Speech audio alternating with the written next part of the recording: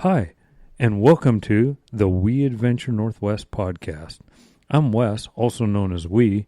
I've been adventuring over 5 decades now, and man, do I have some stories to tell you. So join me, the intern, who just happens to be my wife, and the girlfriends. She knows all about the girlfriends. So grab a beer and join us on the porch.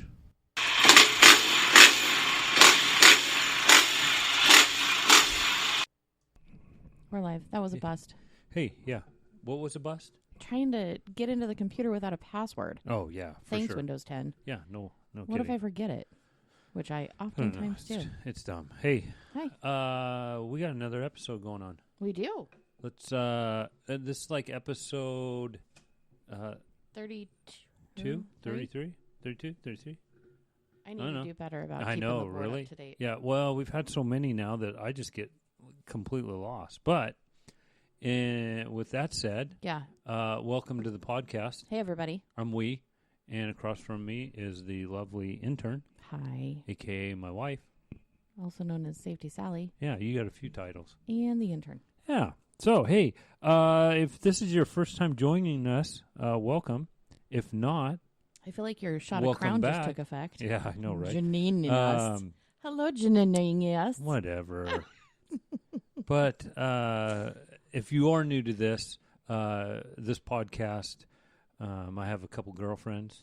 You NGs have and OGs. Yeah. girlfriends. And they're all my riding buddies. Mm-hmm. And you can go back a few podcasts and understand why they got that nickname. Mm-hmm. Mm-hmm. And then I've got the wife, the intern, and girlfriend. Yeah. So Safety Sally. everybody knows all about each other. Yes, they do. Yes, we do. And this is a show about nothing and Dirt bikes. dirt bikes and adventuring and beer. And beer. Because we always start off the podcast with what we're drinking. Beer on the porch. And looks like today we got a little Ninkasi on deck. We do. Prismatic. Mm-hmm. It's a juicy IPA. So it's a juicy. Oh. It's very juicy. So if you say juicy, is it the same as saying moist? No. Oh. Gross. Yeah. No, okay. moist is gross. Juicy is just juicy. Oh, okay. Well, I think. I don't know. I don't find juicy to be as gross as moist. Yeah. Just the word moist, saying it, is gross. I feel dirty. Ooh. That's what she I have said. a dirty intern. Ew. Hey, we also want to give a shout out to all our Patreons before we get started. God, we forget to do this so many times. Because without Patreons, couldn't be brought to you. Well, we couldn't do this. You wouldn't go on any mancations for sure. No, and shit's expensive. I'm not gonna lie to you. Yeah. And so with your help in Patreon and your donations, your generous donations, yes, this is all possible. So I'd like to thank all of you. We's trying to rebuild the 450, so if you want to jump on and become a Patreon, now is the time. Yeah, we have a huge kind of Baja project we're doing. Yeah, which will be fun. Yeah. It'll be really fun. Yeah. So, hey, if you can, tell your friends. Sure. Give us a couple likes on whatever podcast player whatever you're listening podcast on. you're living on. Wow, living you really on. did do a shot of crown, didn't you? Oh, well, I'm you. getting ahead of myself there. Sure. So, yeah, whatever venue you use, leave us something give nice. us a like. Yeah. Give us some 5-star reviews. Yeah, and share us on if you want to help social out, media. Yeah, Good there Lord, you go. I didn't have yeah, a and shot. like I said, if you want to help out, just jump on over to Patreon.com and just look up. Oh, jeez. It's www.patreon.com/weadventurenw. You know, nobody has to do. I was listening to a comedian the other day. It's like, why does everybody do the www? Nobody does www. I do. You're the only one. I'm sorry. Because you just type in what you want. All right. If you type in Patreon and go to WE Adventure NW, you'll pick me up. I'm the only one there. I'm going to pick you up. Mm-hmm. I will. Right up out of that stool. Yeah, right on. What? I'm going to give you a trip straight to the moon. That's old. It's a little older than I am. 60s or something. It's older than you are. It is. It's way older than I am. Jeez Louise. So speaking of Baja project, we got a Baja. A Baja. Wow. Well, we don't edit this thing very well. No. Or at all. No, we just got back from Baja a few weeks ago, and was trying to get the guys here, but with everybody's hectic schedule and the holidays, and it just has not worked out. So you got me. Okay. So I'm going to try to remember most of it or some of it. I'm just do a afraid small the amount. questions that I'm going to ask you aren't going to be the ones you're thinking of. Well, I'm sure they'll go sideways too. But yeah, we're let's jump right into it. Okay. So first question I have for you. Okay, so this is on now. If you, like I said, I just got back from the Baja 1000 scores. Baja 1000. Just throwing that out there. We pitted. Let me ask you that, or I won't ask you, but I will tell the listeners. We pitted for the 1X bike, the SLR team, the Slam Life team. Yeah. And they were running the 1X plate, and so that's who we were pitting for. Okay. Okay. Got that straight. Johnny Campbell. Oh, good guy. Thank you.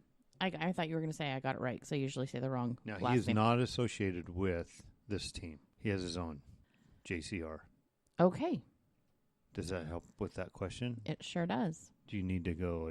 Did we get to talk to him? Yeah, we got to stand around and talk to him this year down there in Ensenada.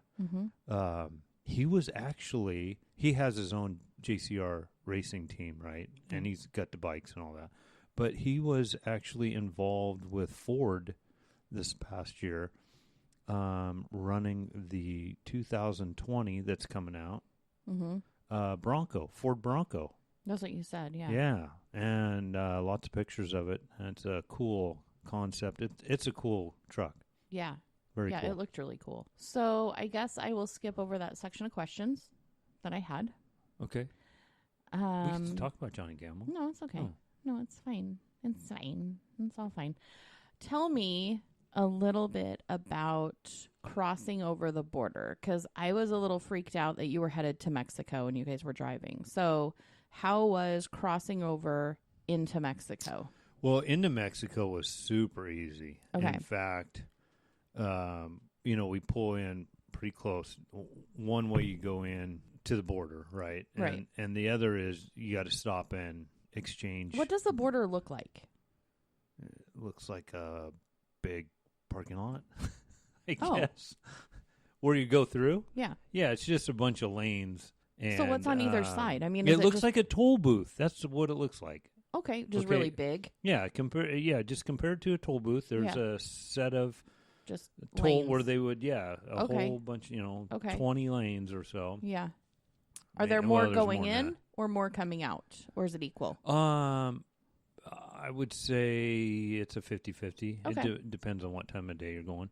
Okay. But now the time of day we went through was mid-morning when we went down and through, and we really lucked out because, we had a support rig, so we had a truck and it had a canopy and it had all our stuff and gear Right. and parts and stuff in the back. And we thought for sure we're going to have to go through the X-ray. Right. We're going to go through and they're going to Peel you off, yeah. peel us off over here and make us go through that. Well, the good thing was we got through there and we're just driving through. They were coming up to us to kind of divert us over there. And one of the big trophy truck teams, a couple of them, came in on our right side beside us over in the corner. Right. And so, that's a big deal. I mean, that's the fun stuff, right? Right. So that's where they looked at us, waved us through real quick, and then went right to the trophy trucks. Oh. So, we didn't have to go through X-ray. We just basically, it took us probably 30 seconds, less than 30 seconds to get through the border. Oh, wow. Yeah. Okay. Extremely quick. Okay. Now, how far away from the border is Ensenada, where you guys stayed? I can't remember how many miles it is. It's about an hour drive down the coast. Okay. So it is on the coast. Mm-hmm. Okay. Yep. And then the day you guys got there, it was nice weather. Marginally nice. It was rainy and windy. Yeah, it was cloudy. It was supposed to rain. And then by race day. No, before race day. Right, but by race day, they were like, nope. Yeah, no, We're we not got gonna down race. there, and we were down there a couple of days before the race, and so we could prepare and get our bearings and all that, and get with the team, have them give us the parts that we needed to carry with us. But we get down there, and yeah, it's nice. It's everybody asked me when I came back. They go, "Oh gosh, was it so hot?" No, it was cold. Right. I wore a jacket most of the time. Yeah. It was like 50 and 60 degrees down there in November, and Which is weird because you think Mexico, you think Mexico, balmy. but no. But then we got down there, and the first day it was a little cloudy, a little bit of rain, and it had been raining in California when we left down. So yeah, by the time we got down there and found out where we were staying and all that, and we went to grab a case of Tecate to have a little beer, right? because it's been a long drive. Yeah. And it pretty much started to pour. And when I mean pour. And what happened was they had a tropical depression come in there, and I don't think I've ever seen it rain that hard. Really? Yeah, I mean it was like buckets of rain coming down. Huh. So you're thinking, that's not good for the race. Mm-mm. Because where they start in that is in Ensenada, right? Right. They start on the streets, and they run. It's about a block. They head about a block south, and then a block west, 2 blocks west, and then another half a block back north, which drops them into kind of a gully that goes through town. It's it's where, for flash floods and stuff, that's where the water goes down and goes into the ocean, right? Sure. Well, every year, if you look at YouTube or whatever, watch the Dust to Glories. That's where they always start. They come off the pavement and hit the sand right there and under the overpasses and all that, and they go flying there, and you have big groups of people. Well, I have a picture of that. We walked over there. It was rushing river water coming down that. That is crazy. Yeah. So nobody's crossing that. So nobody's crossing that, and could they have moved the start? And that's exactly what they did. But it took them. We were waiting for the day before the race. Yeah. Thursday night they were supposed to have a riders meeting because they would start in the morning, right? Right. And so we got in there, and no riders meeting. Oh. Got postponed till Friday. And then they were still trying to figure out what they're doing. Friday came. They finally got with the riders meeting, but it was really late. It was like 7, 8 o'clock at night by the time they got the riders meeting done. Yeah, because I think they were trying to figure out what all their options were. And sure. Maybe wait not out the only storm in a little bit. Not only in Ensenada, but the whole course. Right. I mean, because this rain was everywhere. It hit the whole course. So they decided, and I've never seen this, but I imagine it's happened before. But they went ahead and had to delay the race, not by a few hours, but by 24 hours. Yikes. So if you think about that, it should have started Friday night, Saturday morning, right? Right. Because our rider left at about 3 in the morning. Right. So he was supposed to leave at 3 in the morning on Friday and head out, right? But he didn't head out until Saturday morning at 3 in the morning. Right? Yikes. So, yeah, exactly 24 hours later. So all of these people like you who are volunteers helping are like, oh, well, we aren't going to be able to stay the whole race. I mean, was there a scramble with support teams, or were they just like, yeah, we're staying? There was a scramble on everybody because so many hours, and it's I want to say it's 32 or 36 hours basically to that you have support out there and that you can complete this course, right? Right. And granted, it was right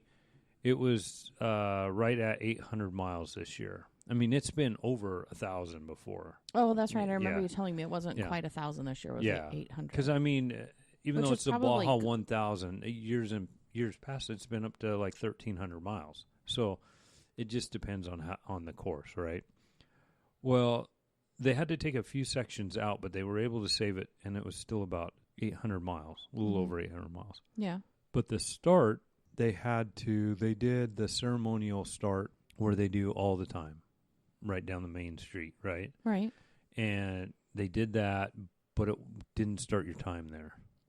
It didn't start your time until, and they had to go like 2 miles down through traffic, and they had to have been escorted down through town, Ensenada, to get to the official start. And then once they got to the official start, because the other one was flooded out, right, then that's where they started their time. Now, once you start, you have 30 some hours, right? Right. To finish. Well, so think about the last guy of how many ever classes they have. Yeah. He gets his 30 some hours. Right. So that means he's going to be still racing Monday morning. Yeah. So, you're hoping that he made arrangements with his support crew. And all his support crew made arrangements with their other jobs. Right. Because a lot of this is just voluntary. It's just a bunch of guys just volunteering to do this, right? Right. Yeah. And you're taking your time out to help out. So everybody's got a full-time job. Right. This whole thing is, there's very few, but there are a few that this is their full-time job. But for the most part, everybody's got a day job. Now, on that topic, you said you wanted to go back next year and not only do the 1,000, but maybe do the 500. And what's the other one? The 250? 250. Yeah. So how are you going to manage that I don't know. with vacation time and stuff? I don't know. Oh. I haven't thought that far away. Okay. I just put it on the wish list. Okay. When is the Baja 250? I have to look at the dates exactly, but we're looking around April, May. Oh, so they're spread out. Yeah. Oh, yeah, for sure. Okay. They're spread out throughout the year, but yeah. Well, so that's cool. Well, yeah. So once we got it started, and our rider did leave at 3 a.m, then we headed down. We were on the Pacific side of the Baja, and I think we headed down about I think it was 80 some miles. Mm-hmm. That sounds right. Yeah. We were down about mile marker 170-ish, and that's where we did our first pit. Right. And which was a rider change. We had to do the rear wheel. Yeah. And take the big lights off because they start in the dark. Yeah. So we took the big lights off, put the number plate and the small light on, fuel, and then just basically check the bike and head out. And then, so we're at the 170, right? But we have to break down, jump in the truck, and make a beeline cross country over to about the 220 mark. Now, is this normal that you have two stops? Yeah. Oh, okay. yeah. But luckily it was pretty much straight across. Yeah. So we only had a short, I don't know, maybe 8-10 miles, maybe. Okay. But because they were making a loop and it would loop kind of back into us. But we had to go cross country. Right. And do our second pit, which we were pits 4 and 5, I think, on the whole thing. So we got there. I don't know what that sound is. Yeah, it's like a banging. Yeah. But anyways, so we had 4 and 5, so we had to basically bust ass to get over to 5. We got over there, and that was just a fuel stop. So that's easy. Yeah, all it was just getting a fuel. And I don't know what that is. It's like we have ghosts in here today. Can you hear that? It's like bang, bang, probably bang, the bang, cats bang, bang. have that's screwed probably something what it up is. because they treat the podcast table like they're friggin' home. Oh, yeah, for sure. There it is. It was the mic stand hitting the guitar. Oh. Yep. There it is. Boom. Boom. Just like that. We fixed it. Look, it's normal again. So, yeah, anyways, 2 of us, though, had the bike, and we were working the bike. And then the other 2 of our crew got to fuel the helicopter for Honda. That's cool. Yeah, which was cool. We got some pictures, and they said they had a blast doing it. So what is a helicopter for? Just for, like, I mean, do they do recon ahead and tell the riders No, what's they're coming like up? Or well, yeah, but they're right on top. And if you watch some of these videos of the helicopters, yeah. they are like maybe 30 feet off the ground at times. Oh. They're like flying right on the deck, right? They're usually just behind the rider, but they can see quite a bit farther ahead. Yeah. And so, yeah, they will radio them, and they all have a radio in their helmets. Right. And they will radio them and say, hey, you got this, up ahead, you got this coming up. You got spectators in the course, and okay. so they give them a heads up, Sure. because this course is not like marked off. You have to learn to navigate this. This is why they spend a month down there pre-running it. Right. Okay. So there's cows on there. There's animals. It's going across ranch land. Yeah. It's not like you go to a motocross track and it's all there's Here's nothing. your track. There's nothing that can go in there. No, you have locals on it all the time. Yeah. Animals, wild animals. Can you imagine living there and every year you're like, oh, we may as well just take the next 4 days off because we're not going to be able to use the road. We're going to have all these people here. No, that's exactly what they do. Yeah. They love it, and they vacation around it. I imagine not everyone who lives there loves it. Yep, maybe.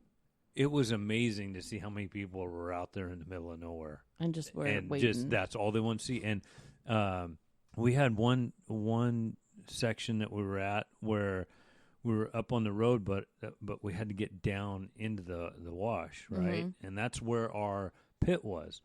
But up high, there was some kind of greenhouse farm or something like that above us.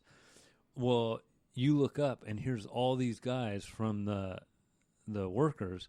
They're all scaled the cyclone fence or whatever fence was it, the wooden fence or whatever that was like 8 to 10 feet tall. Mm-hmm. They were all on top of it. Oh, really? Watching the race. Yeah. Oh, that's and, cool. Instead of a work day, they were watching the race. So, sure. so you had a lot of locals out, you know, Okay. and then especially what really got me was going through the villages to the pits. Mm-hmm. You're out in the middle of nowhere, and there may be 4 or 5 houses all in a line, right next to the dirt road, right? Yeah. They just see you coming. They know who you are, right? Mm-hmm. And the kids come running. Really? Yeah, and of course, you can't go too fast anyways because the roads are just terrible. Right. But the kids just flock to you, and they just basically almost stop your vehicle. Really? Yeah. All they want is a sticker. Oh. Just a sticker. Well, one of them wanted my hat, but I wasn't giving them up my hat. Well, next year you'll have to take. Yeah, I'll take a couple of extra hats. But yeah, so it's fun because you get kind of mobbed with all the kids. Yeah. And you just have a pile of stickers with you, and you just start dishing out stickers to kids. That's cool. Yeah, when you're out in the middle of basically nowhere. Right. It'd be like if we did it here where we live. Yeah. And you're coming up the road, and there's a bunch of kids just swarm you. Yeah. And, so that was stickers. fun. That's cool. Yeah. That is cool. So, are you ready to go back this year? I am, and that's what we for 2020. You guys all know I ride a KTM, but I also have my old reliable CRF 450X, right? Yeah. Which is basically the one that they race down there in Baja. So Keith and I are kind of doing a build this year, and he's already got 3 bikes that are ready that he could take at any time down there. And I've only got the one, and we have to build it first. So, okay, well, it's just your second year to Baja, so be patient. I know. Shout out to those Patreons. I know. Get those Patreons Future on board. Patreons, get on over there. Yeah. So we're going to build it, and we're going to pre-run, at least 300-400 miles of it. Maybe, hopefully 500 miles of the 1,000. Cool. Yeah. So I'm thinking between. You look so excited about it, too. Well, I'm just You're counting like, cool. your vacation days because that means I'll be vacationing by myself this year because you'll use all of them between your mancation with the boys and then Baja with the boys. No. Yeah. No. Sure. Is there anything else I need to ask you? No, I don't. You want to know about the border? We talked about going there. Oh yeah, I know how it was coming back. So we We tried to get there before dark, going through Tijuana.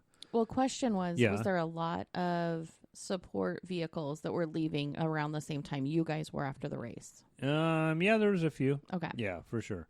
Yeah, a lot of them that were on this side were done. Yeah. And heading back. And the because rest if you of would them have been were on the other side, you would have had to call in because, well, you had Monday off. So you wouldn't have had to. No, but we would have been, we would have been a day ahead or a day behind. Yeah. We probably wouldn't have gone through Tijuana. We probably would have went a little more east. Yeah. Across the border. But, getting across the border through Tijuana at night on a Saturday night, I believe it was. Yeah. Yeah.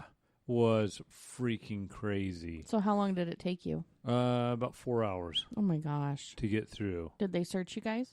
No, but we did. Yes, well, they opened up the canopy and took a look in the back. Okay. They did do that. But that was coming back into the U.S. Mm-hmm. But yeah, it took almost 4 hours. So follow-up question. When you're going into Mexico, mm-hmm. do you have Mexico authorities and then U.S. authorities coming mm-hmm. back in? Yes. Okay. Yes. I wondered about that. Yep. So on your way down, you didn't have to show any identification to get in, right? Yes, we did. Oh. Yes. Passport? Yeah, passport. You also, there's a lot of tolls. Like you have to go through on the highways, like a toll. Like in California? No, like in Mexico. Oh. Reminds me of the East Coast where you have to stop and pay yeah. to go to Okay, go you've on. described the roads as like ruddy dirt roads, so how are they building? Yeah. Well, this is on the highways. I'm confused. Yeah, and they're still rough, and they still charge you, and I don't know where the money goes. Okay, remember when we went to the Christmas lights and there was that little shanty set up, and you guys were like, let's charge all the vehicles $10? Is that what it is? That's kind of, okay. I would imagine. Like they just only they have Baja. guns. Oh, jeez. Yeah, and machine guns. So, yeah, I would pay it. Wow. If I was you. I'm not going. Yeah, so you're not going. No. No. It was a fun adventure. I'm not gonna lie. Yeah, it sounds like it, but it sounds like it was best that you went with the boys and not me. Yeah, that's one of those, and it wasn't really, it was a vacation, but it was a working vacation. So, but it was something that makes it easy to work too. I kind of roll my eyes because you've always wanted to do this. I know. So.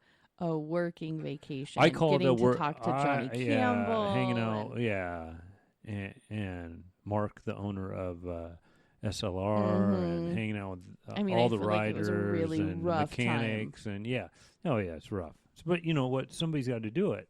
Sure. Because who else is gonna? Keith wants you back next year or this year. Yeah. Okay, good. For sure. Yeah, we're gonna go down and play again. This time we're gonna get a little riding in though. That'll be good. Yeah, it'll be fun. That'll be good. Yeah.